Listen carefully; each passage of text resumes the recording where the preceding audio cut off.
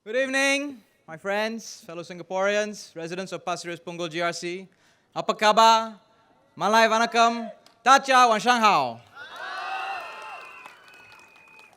Saudara-saudari sekalian, pasukan PAP di Pasir Ris-Punggol telah lama berkhidmat dan bekerjasama dengan anda untuk menjadikan kawasan ini bersih, aman dan teratur.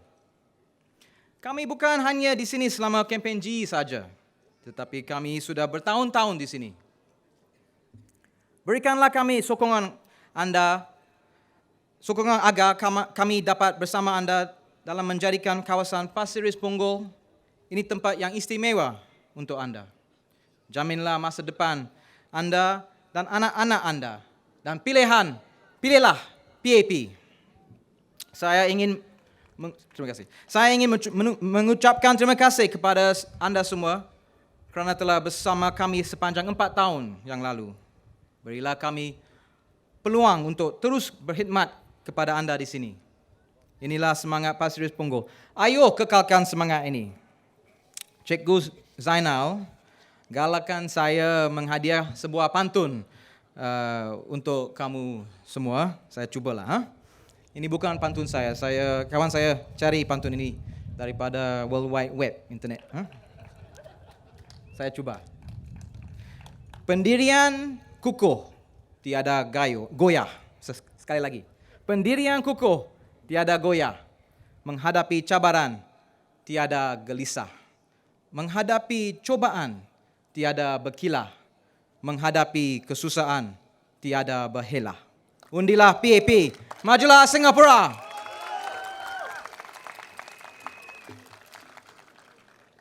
My friends, I'll give you a short translation. It doesn't work so well in English. I'm not sure it worked well in my Malay, but I try lah. In English, the pantun talks about having strong convictions that are unshakable, facing challenges without worry, and facing challenges without twisting facts, because you have to face difficulties without lying, especially to yourself. My friends, I'm going to talk to you a bit about a group of Singaporeans that may or may not be voting. The youth, the kids, the children. I like kids. It's one of the many reasons why I chose to become a pediatrician. I enjoy their honesty.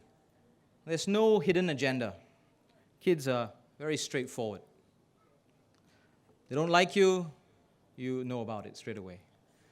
They like you, you can be friends forever. I like imagining their potential when I see the kids. I can see the world of the possibilities that they might grow up into. They smile, they laugh, they learn, they grow, and they could grow up to lead any kind of extraordinary life, especially in Singapore, regardless of where they come from. Honesty and the possibility of fulfilling big dreams. I really like kids. I have 3 myself, and over the course of the campaign, I've met many kids. My residents, I've seen them grow over a short period of time. I don't have the track record like DPM, who's seen his kids grow up to have kids, his residents grow up to have kids. But I've met some kids I've known for the last 4.5 years. Toddlers, teenagers, first-time voters. I can call first-time voters kids, I think, because middle age is safely embracing me, fully embracing me. The very young ones that I meet in playgrounds with their families, they just want to have some fun. They give me a high five, give me a hug. They want to know your friend. You are friends together. They run off. The teenagers are a bit shy. I'm not voting. Slightly embarrassed, they say. But actually, inside, they're a little bit proud that you thought they were old enough to vote. But I know that they are watching what happens in the world around them, watching what we do and how we do it. And they are not going to make up their minds about who to vote when the next election is announced. They, like many Singaporeans, will be making up their minds on this very important question during the years between the elections. They will be making up their minds as they learn about what kind of opportunities they have in education, what kind of things happen to their parents in the workplace and beyond, what kind of opportunities they have for their future careers. They learn about aging and caring and community from their grandparents. And some are asking questions. I like it when young people ask me questions, whether they can vote or not. I like it when they ask me questions because it shows that they are interested and they care about our country and their future. Going up to an MP or a candidate and asking questions may not be so easy, especially if you're shy. But it's actually not so difficult. And you should do so. You should ask them the important questions. A young man came up to me outside Punggol MRT, and he asked me a very important and difficult question. He said, "How are you going to convince me to vote for you?" You see, he had voted opposition in the last election, and he was not shy about telling me this. And he wanted me to know how I was going to change his mind. Very important question. Every vote counts. Another couple that I bumped into in a void deck in Punggol asked me, "What are you going to do about the youth that are completely disengaged? How are you going to connect with the youth that feel completely disengaged?" Another very important question. In both cases, I smile, I take a deep breath, because my answer's usually not so short, Take a deep breath, and I start to answer. The young man outside the MRT station, he gave me about 20 seconds, interrupted me with another question about the cost of living.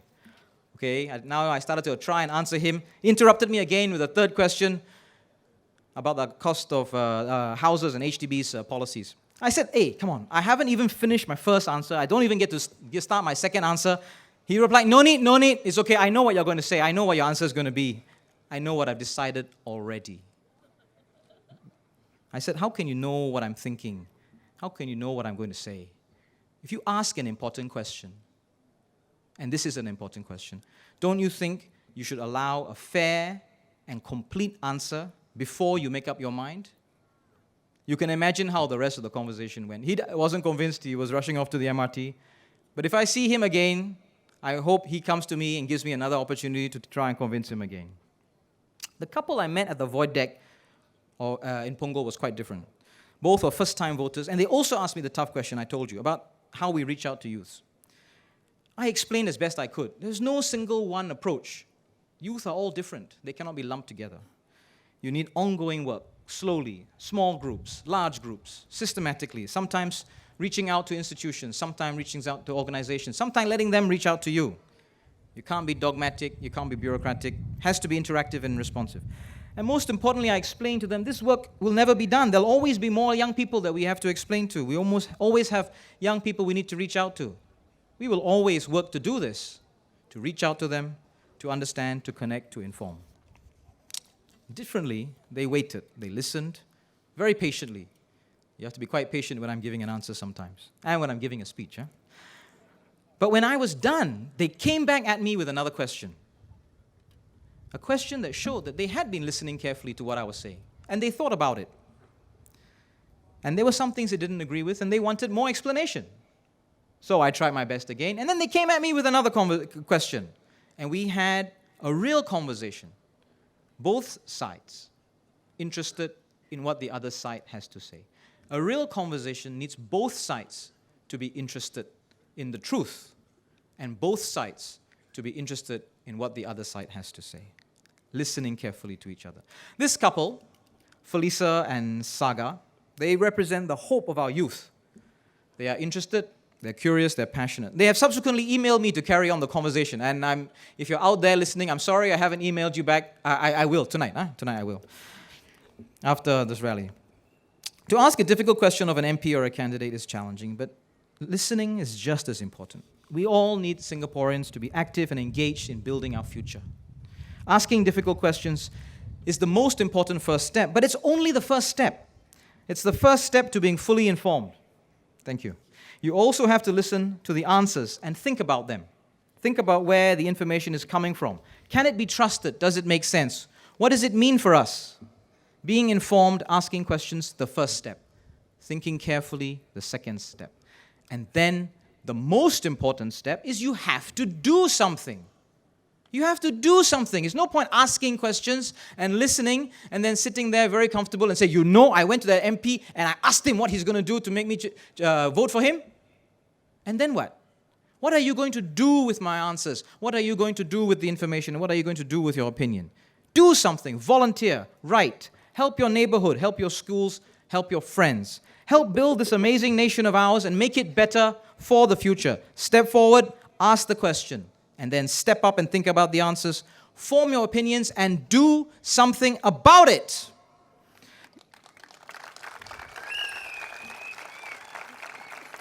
The PAP is not where it is today only because of policies and leadership. The PAP also owes its success to the large number of people who believe in its cause, in its mission, and in its values. Singaporeans who have stepped forward to work tirelessly supporting this campaign, who have helped care for our residents every week at MPS, to ask difficult questions of our leadership in dialogues and policy forums. Singaporeans who have decided that they will do something to help build Singapore. Do something about your future. Join the PAP and join us in our mission to build a better future for our families. Join us to help build Singapore. Join us to help Singaporeans and help Singapore for the future. Majulah PAP! Majulah Singapura!